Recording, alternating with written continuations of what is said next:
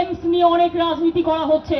বন্ধু, আমার কোনো আপত্তি নেই, যারা রাজনীতি করছেন তাদের আমি বলি, জমিটা জোগাড় করে দিন, আমরা করে দেবো, কিন্তু 100 একর জমি লাগবে, সেই জমিটা আমায় দিন, আমি করে দেবো।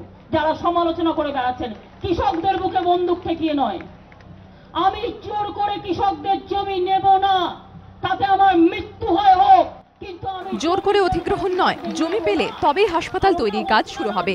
ইটাহারে জনসভা থেকে মুখ্যমন্ত্রীর এই বক্তব্যে 24 ঘন্টাও কাটেনি। তারই মধ্যে রায়গঞ্জে এইমসের ধাঁচে প্রস্তাবিত হাসপাতাল তৈরির কাজ অবিলম্বে চালুর দাবিতে আন্দোলন শুরু হয়ে গেল। পথে নামলেন হাসপাতালের জন্য জমি দিতে চাওয়া কৃষকরা।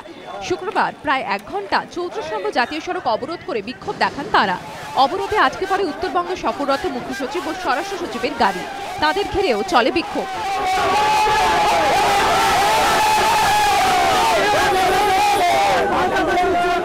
কৃষকদের দাবি, হাসপাতাল তৈরির জন্য তারা স্বেচ্ছায় জমি দিতে প্রস্তুত।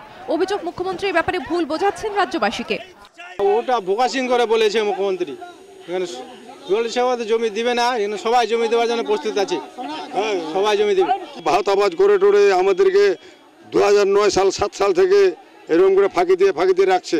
এমএস হলে আমাদের জনসাধারণের সুবিধা হবে, আমরা জমি দেওয়ার রাজি আছি। রায়গঞ্জে এইমসের ধাঁচে হাসপাতাল নিয়ে ইতিমধ্যেই তুঙ্গে উঠেছে কংগ্রেস তৃণমূল চাপানুতর।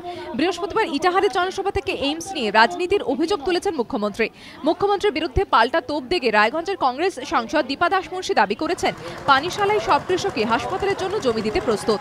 2009 সালে 5ই ফেব্রুয়ারি রায়গঞ্জে 100 একর জমিতে 823 কোটি টাকা ব্যয়ে 960 শয্যার এইমসের ধাঁচে হাসপাতাল করার অনুমোদন দেয় কেন্দ্র।